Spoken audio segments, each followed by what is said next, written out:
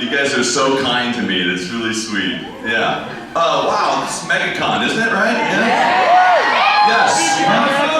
I'm glad. See, do you know why I like you guys? You're the responsible ones. You're the ones who got here early enough to get your badges so you're not sitting in a really long registration line. You're wise people. Raise your hand if you have chicken and biscuits. Alright, cool. Actually, I met them earlier and they walked up and they're like, oh, I wonder what we want. And they had literally just 2 options. Like, a bowl of biscuits and a bowl of chicken. And looks like you only have really 2 options. Maybe 3 if you have them both together or something. Or 4 if you do none of the above. So, my name is Christopher Sabat.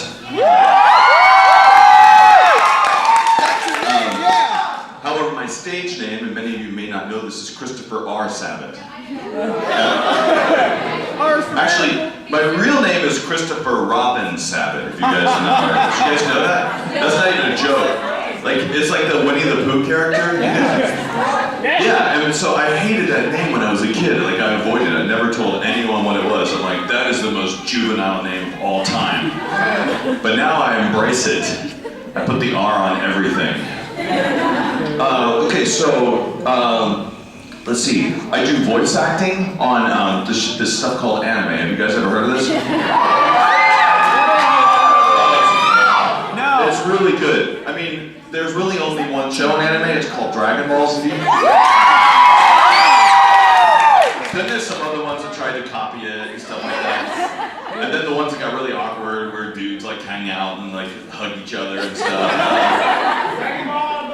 Yeah, what was it? Dragon Ball on them. I like it. A long time ago, really long, God, it's so long ago now, I was asked to start working for this company called Funimation. You guys know them, right? Because now they own everything. They have 20% of your soul right now. 15% though if you sign up for to be an elite member. 40% of your bank account. That is true. Hey, keep it on retainer. So really, Funimation is really just kind of a really large-scale video drug dealer, and you guys are all addicts. Working on that show that I was talking about earlier called Dragon Ball Z. That's so sweet. I love being able to say something and people scream at it. Yeah. And so when I first got there, there weren't a whole lot of actors available to work on the show, and I was supposed to be casting this thing. And back in the day, Funimation didn't have a huge budget. They didn't own 40% of your soul yet. They didn't even own a down payment on the soul yet. So, and they really didn't know what they were doing, with all due respect, and neither did I when we first started drumming Dragon Ball back in '98, because there wasn't a lot of information. The internet was basically like a typewriter and a notebook and like an Encyclopedia Britannica. And you could, like, if you wanted to download a picture on the internet in 1998, you had to like let it go overnight, sort of. And be like, foonk, foonk, foonk. And it's only that slow these days when it's a crime show and the bad guy will be revealed once they can finish processing the image. That's the only time it goes that slow now. So we didn't know, to be honest, it was hard to find fan subs of Dragon Ball. And all we got back in the day were these really crappy translations. I mean, for pages, it would just go, Goku, your battle strength is much greater than mine. You have great military power. Ta ta ta, ha ha ha, ha ha ha ha ha. We didn't really know what we were doing, honestly. We tried, but another part, as I mentioned, they didn't have a huge budget, so the talent agencies in Dallas were like, we're not sending you guys any actors. So we had to kind of find the actors as much as we could, like in the local area where we worked. So that's where we found Sean Schimmel, Dragon Ball Z words. Yeah, but we found Sean Schimmel, we found Sonny Strait through that.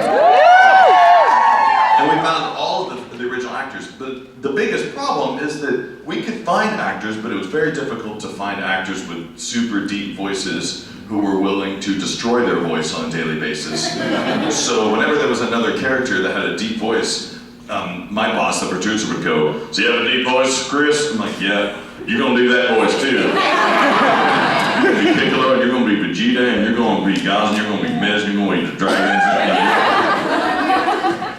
And I also became the guy that would have to take over the voices when we would cast an actor and then they would disappear, or they couldn't be found, or they would go off on some sort of theater tour or something like that. So that's how I ended up inheriting this cat named Corin, and he's a sex abuse dealer. If you can't afford that, it is sacred water, which is actually just regular water, but whatever.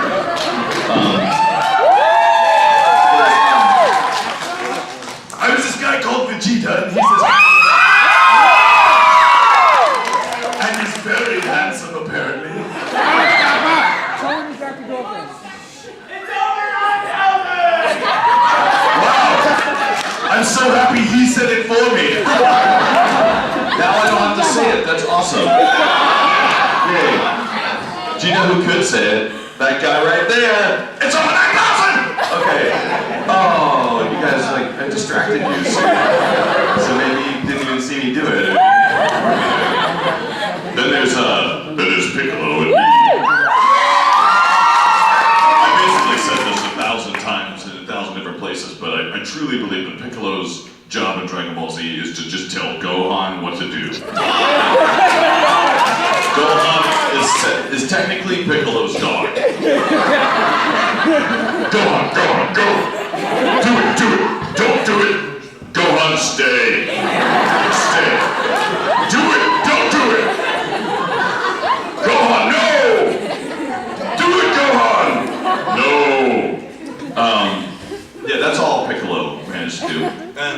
And then if you take Vegeta's voice and you take all that scratchy weirdness out of it, and then you just add like surfer kind of thing, then you got Yamcha. Who was way cool in Dragon Ball, but then all of a sudden, whatever happened to him in Dragon Ball Z is a complete mystery. He started off fine, and by the end he's just like, "So, Chi-Chi, Goku's kind of sick, and he's got that heart condition, and I've just been hanging out here, and I'm kind of scared to fight now, and I lost my girlfriend to pretty much the most evil person ever, so..." He's gonna have, Yamcha's guaranteed to have issues if it ever continued. They could just do a sitcom about Yamcha. Yamcha. Noses have no power. That's true. Yeah, that's true. If you have a nose, it's over for you. Do you know how you know that the characters have a lot of power in Dragon Ball Z? They actually have testicles, like right here. Whenever they do the close-up of the characters and they have their squidgy face, they kind of look a little bit like testicles. Right there. Yeah. Oh god. It's strange. Yeah. Anyway, so the Namekian dragons. I played him. I played Shenron, and you know who's more powerful, right? The Namekian, right? The Namekian dragon. Why? Because, larger balls. The Dragon Balls on Namek were huge, and they dropped at the end of the Namekian Saga. Remember that? They just shattered into the ground. So yeah. Wow. I don't think this is a first for me. I don't think I've ever just done a stand-up routine on Dragon Ball. This is the first. Welcome. Let's see. Other characters I played. Oh, I played Sabat in that show. And then there was Raccoon. Raccoon is like this, and every season he got dumber. So the more I played him, the more I'm like, this is really fun. So I've done Dragon Ball. You guys have heard of that. Have you guys heard of the guy who was like, the strong-arm alchemist! This is the saying of the characters that I played that has been passed down the strong line for generations. That guy is so much fun to play, except if you want to know about the Full Metal story, he's not the character to play. Like, he is sort of at the beginning. It's really, like, if you want a nice introduction to the Full Metal series, it's great to play Armstrong, because he's there at the beginning, and he helps the boys and all that stuff. But then by the middle of the series, he's just really weird, and then by the end of the series, he doesn't do anything at all other than just go, boys, shirt, mustache, sparkles. Yeah, it would just literally, there'd be episodes would go by. Mike McFarlane would open up the script for the next episode. Like, all right, we've got 2 lines in this one. Your first one is a closed mouth sound. And he's quiet because he knows a secret and he can't tell anybody. I'm like, great, okay, awesome. All right, your next one is a closed mouth sound. All right, let's do that. And then that's it. Okay, let's move to the next episode. Oh, your next episode, you're happy to see the voice. Oh, so happy to see you, Edward. And then that's it. That's all he had. So yeah, that show was really fun. I'm really happy Brotherhood came out because, well, it was fun for me because I got to do it again, and he got to do more stuff, and he has a sister. Sweet. That all worked out pretty well.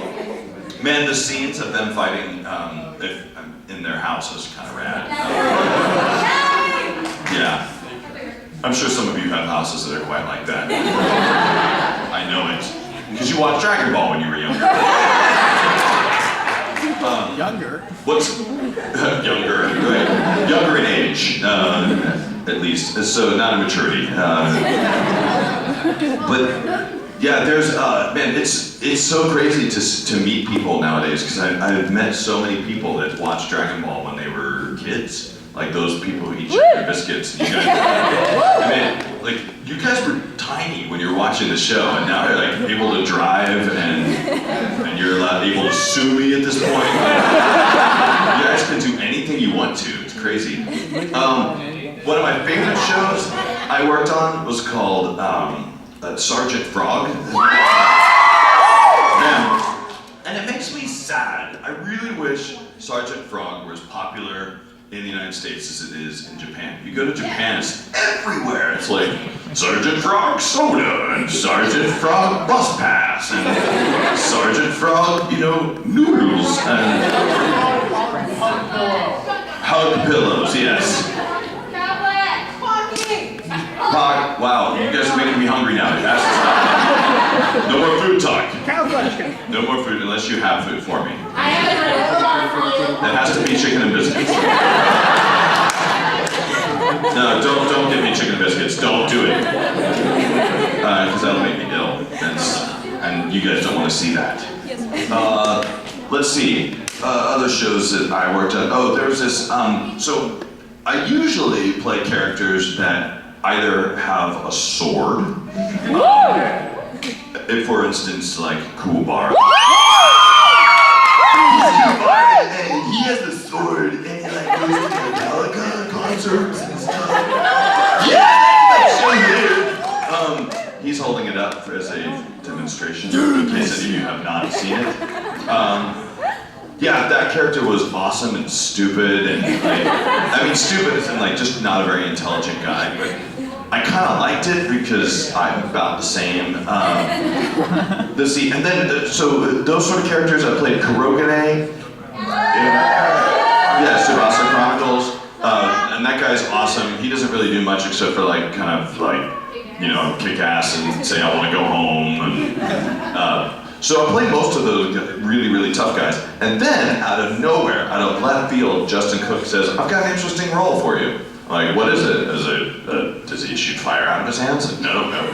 Is he like 9 feet tall and wears nothing but a Speedo, and like, which is a character I did play in a show called The Worst anime kind of I've ever seen, no offense, called Baki the Grappler. Have you guys ever seen that? Oh god, that show is like, it's like that fake cologne you could buy at the mall. It's got, try it if you like Dragon Ball. Like, and it just smells like dishwater or something. Anyway, yeah, that character's name was like, I forget his name, like Gyobu or something. He stood like 9 feet tall, and he was probably like 3 feet taller than Armstrong, or at least a couple feet taller than Armstrong.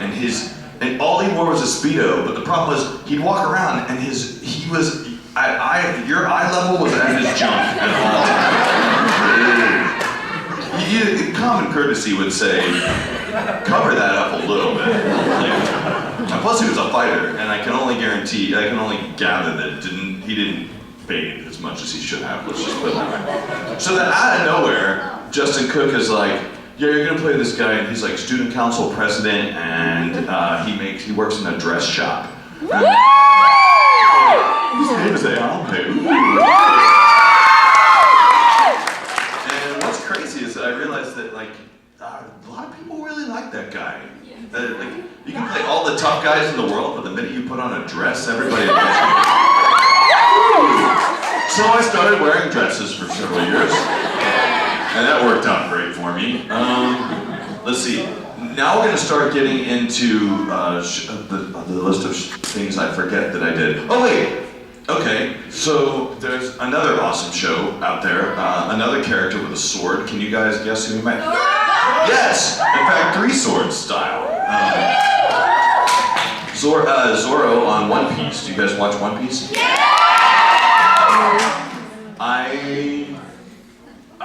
Have you guys heard anything about One Piece recently?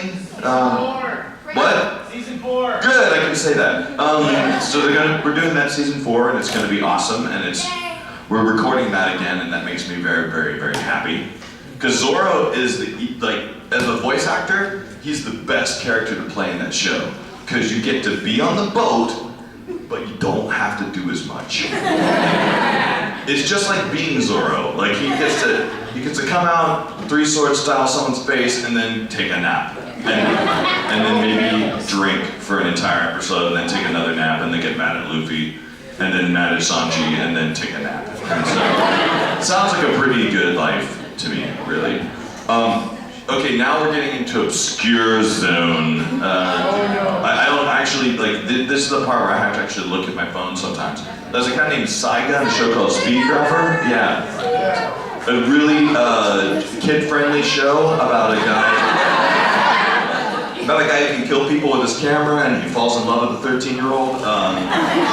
Really adorable show. Real charming there. And if you guys have any other recollection of anything else I may have done, go ahead. Oh yeah! I played Sakaki in a show you guys might have heard of called Kenichi. He's very similar to Zorro in the fact that he just drinks beer and does karate. Bossa Nova. What? Oh yeah! See, I feel bad that you guys have to call out to me, because I have a really cruddy memory. I yelled for years in a booth, and brain matter would just drip from my ears and nose after a long Dragon Ball session. It was terrible. It was when we were recording the original stuff. It was awful. I was really happy when Kai came out. Whether you like it or hate it, it was great for me because they cut the screaming down into like a quarter of what it was doing. Before it was just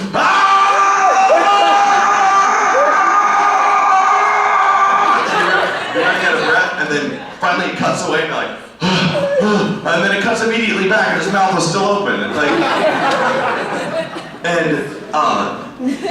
it wasn't fair because we screamed the whole time. Now, because the Japanese would go, and then the mouth would just stay open for a really long time.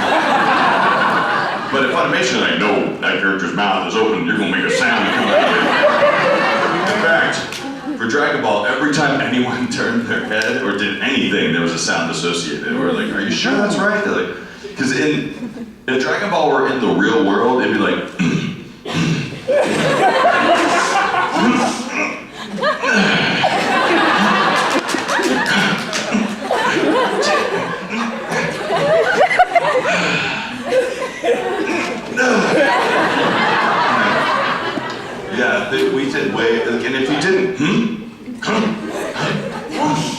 every time I turn my head or look in a different direction, I have to say something.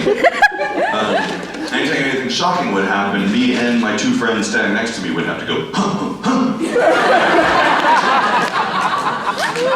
because I guess that's just a way to make your episode 20 minutes long. Like, we can't just have everyone react at the same time. We have to show you how everyone is shocked in their own special way that looks exactly like the last person. I got to do something totally awesome recently. I was asked, and this doesn't happen very often. The only other time I was asked by someone, formally, requested out of the blue, was for when I played Garland in Final Fantasy, the Dissidia games. You guys ever play that? That was a huge honor, because they were apparently the guy who plays Garland in Japan is the same guy who played Alex Louis Armstrong, and it was the same company that was working on that. Square Enix was working on that, and they wanted to use the same person. Well, the same thing just happened. They flew me to Japan to work on this, a brand new thing called an e-manga. It'll be the first of its kind, and it's going to be kind of internet-based, or kind of iPhone-based and Android-based manga that'll be really interactive and has full voicing on all of the manga, which is really rad. And what made it super cool is that the director of it was the Japanese voice of Vegeta, Ryo Horikawa. I showed up, I'm like, I can't do this. Really awkward now. Hi. I used to have a little voice. The show is called, the e-manga is going to be called Magical Dreamers. And it starred, the main English, it's going to have the entire Japanese cast and the English cast too. And in the English cast, Monica Rial is playing one of the main characters, and Brina Palencia is playing one of the main characters. So yeah, Brina played, Monica was Bulma in Dragon Ball, and Monica was all sorts of things, and Brina was Chopper and Zoro. Yeah, gotta love Chopper. If you guys go to Brina's panels, hopefully she'll talk about this, but whenever I'm recording for One Piece, there's always a scene where Chopper has something to do and you know that it's just gonna turn out bad. So ask Brina about that if you see her, and give her a big hug. She loves hugs. Anywhere you see her, just open your arms, just give her the biggest hug. And if you're sweaty, wipe your face on it. And because she doesn't, in fact, she kind of likes it, to be honest. First of all, she knows it's her public service, and secondly, she knows that that she gets as much enjoyment out of it as you do. So, if you see her anywhere, just please do, anytime this weekend. And she would probably give you a back massage just as a thank you. So, see, what time is it? Oh, it's only 12:31 or 1:31, and because I can't set my watch because I need a sharp object to do it, and they won't let me on those with the plane. Do you guys have any questions? Because I've just kind of talked for a really long time. Yeah. Shin-chan's not done, is it? Shin-chan's not done, is it? What? That is the question. That is a question. Can we start? I'm gonna get back to you with that when I can think of a clever answer for that. Mostly because I don't know the answer, and secondly because I want to sound really clever when I answer it. So just wait for that one. You. There is a line. Uh-huh. A line that Giro says in a terrible Japanese accent. And you're going to do a demonstration of that line. Okay, I'll demonstrate it if you will do it immediately afterwards. Okay, I will repeat you immediately after. We needed to do it into a phone for a friend. Well, that's going to be kind of awkward and probably illegal. What are you asking me? Most definitely. Do it into a phone for a friend. Go ahead, no, just the line. That's called cybering, and I And I don't see where the objection is here, so You guys are so weird, all of you. I thought you were the responsible ones that actually got here early enough to not have to stand in a long line. No, I did say that, and I meant it, too. We are free to explore your mental loins. Wow.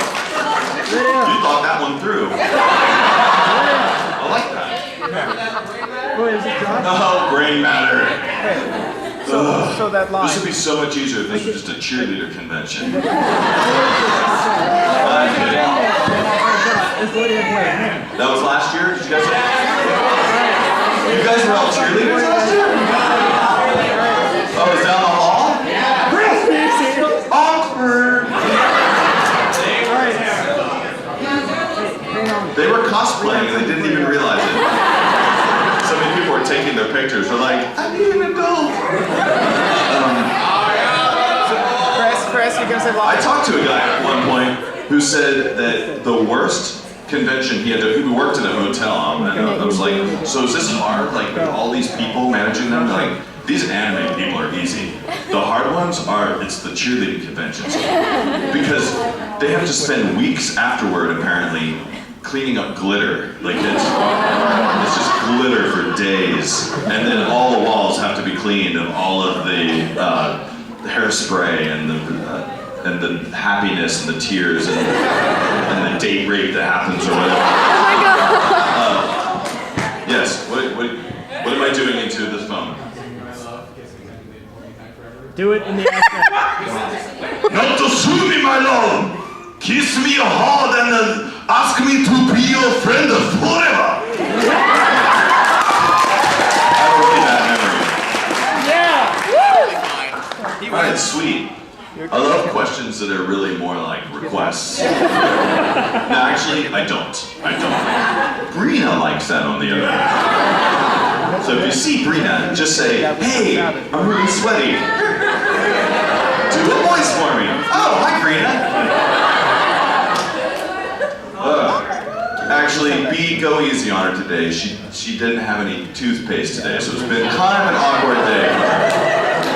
So I wouldn't go too close when you ask questions. It's usually best not to ask her. It's usually best to just provide the hug for her. It's better to just do unto others and be slapped later. Like at the cheerleading conventions. You with the electronic tampon thing.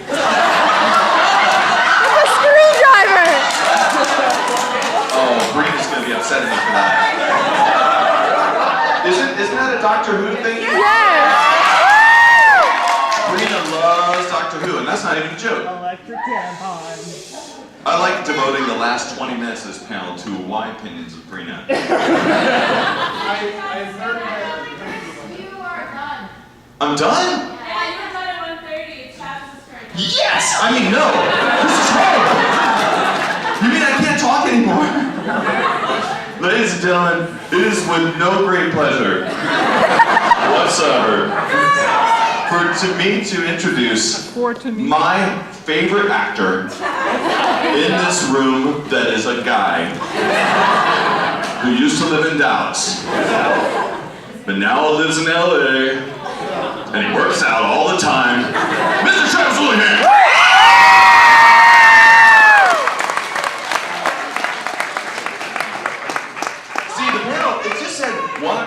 It didn't say how long, so I just talk until someone stops me. Go. No, I figured it was like a combo panel. I just wanted to hear more about the electric tampon. Where's the tampon at? Does it vibrate? See you, Chris. No? It unlocks doors. Doors. It's a little gross. Pink lacy doors. Pink lacy doors. Hi! I'm Travis Willingham. Like when someone introduces themselves to you, you're supposed to reply with your name. So hi, I'm Travis Willingham.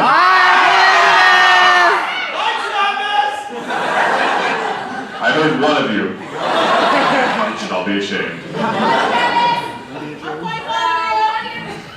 Did you say I'm quite gold of you or quite fond of you? Not gold. Gold would be so much cooler. I'm quite gold of you. I like gold. Platinum. Another valuable resource. What? You're silver? Yes. That's bad for werewolves like me. Body temperature thing. It's a wolf thing. Oh god. Okay.